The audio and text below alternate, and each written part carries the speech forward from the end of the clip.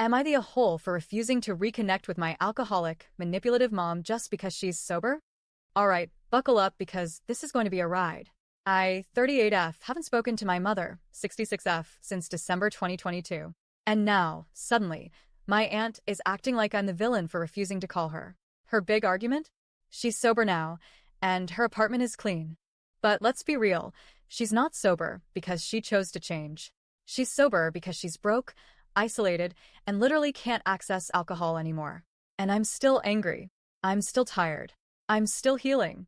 And no, I don't feel like I owe her anything just because she gave birth to me. But let's rewind a bit, because this didn't come out of nowhere. Growing up, my mom was a walking tornado of emotional and financial abuse. She wasn't just a bad parent. She was dangerous in a way that you don't even recognize until you're much older. I remember the way she used to steal from us. She drained my college savings account. She opened credit cards in my name, my sister's name, even my dad's name without permission. By the time I was in high school, hiding overdue bills from my father had become just another after-school chore. Some kids had piano lessons. We had fraud management. She was also a compulsive liar, the kind who'd ruin lives without blinking.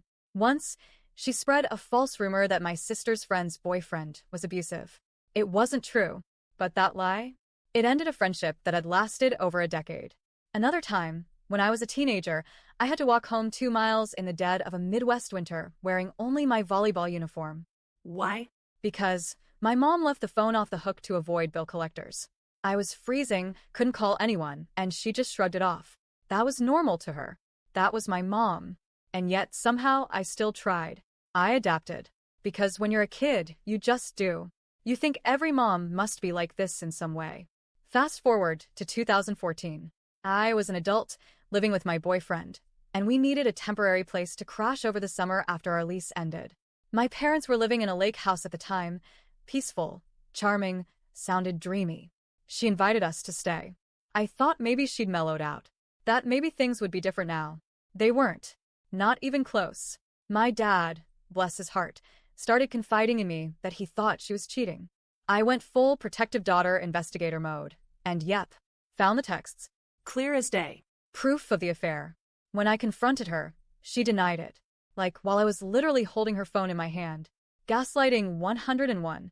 Then came the wine-fueled bombshell. At a casual ladies' night, with my dad's sisters present, she blurted out that she wanted a divorce.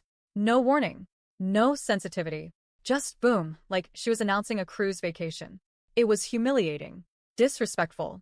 My dad had supported her financially their entire marriage, paid every bill, and gave her the freedom to work part-time and spend what she earned however she wanted. She walked away from that life and immediately moved in with the man she cheated with, who was, wait for it, 14 years younger, toothless, and someone she met at a NASCAR event. I wish I was exaggerating. That was it for my sister and me. We were done. We cut contact. We were just tired. Exhausted. We couldn't watch her dismantle the last shreds of stability in our family and still pretend she was the victim. Then, karma struck, if you can call it that. About a year later, her new boyfriend died of a heart attack. I tried to feel bad for her. But it was complicated because 3 months before he died, she took out a life insurance policy on him. Again, not kidding. I felt a mix of guilt and disbelief, so I agreed to go on a trip with her. One last shot at reconnecting. It was a disaster. She brought his ashes.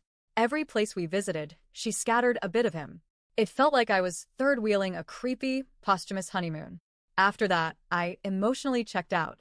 I'd call once a month, just enough to convince myself I wasn't a terrible daughter. But even those calls felt fake. She was still drinking. And I don't mean a glass of wine here and there. I mean a box of wine and a 6-pack every single day. Eventually, she got evicted.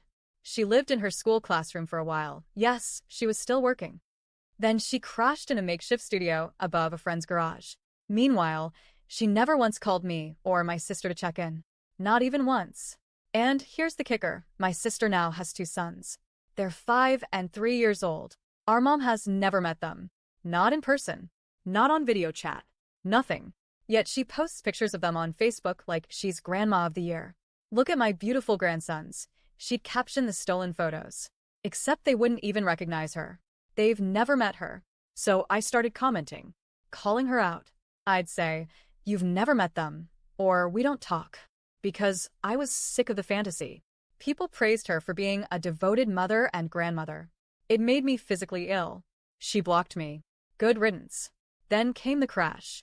A few weeks ago, her landlord reached out to my sister. He said our mom was a wreck, constantly drunk, falling downstairs. She'd been to the ER 6 times in a month for chest pains. She weighs 67 pounds now.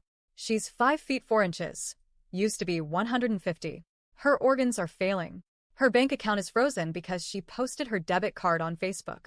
Her car doesn't run. She lives in the middle of nowhere. Her landlords are the only ones taking care of her. My sister and I started discussing APS, Adult Protective Services, since we live in another state. Then my aunt, our dad's sister, said, "Let me go visit first." She did. She said mom's place was tidy. She was clean. She seemed sober. Of course she's sober. She has no alcohol, no money, no transportation, no access. That's not recovery. That's circumstantial sobriety. And now my aunt thinks I should call her. Even my sister is wavering, saying things like, "What if this is our last chance?" But I can't do it, because what happens when she gets money again? When she's near a liquor store, when she gets back online, the cycle will start over. Manipulation, Lies. guilt trips, victimhood, blaming us for abandoning her. And most of all, she's never once apologized, never shown an ounce of accountability, never made any effort to rebuild a relationship. She just expects us to drop everything because she's our mother.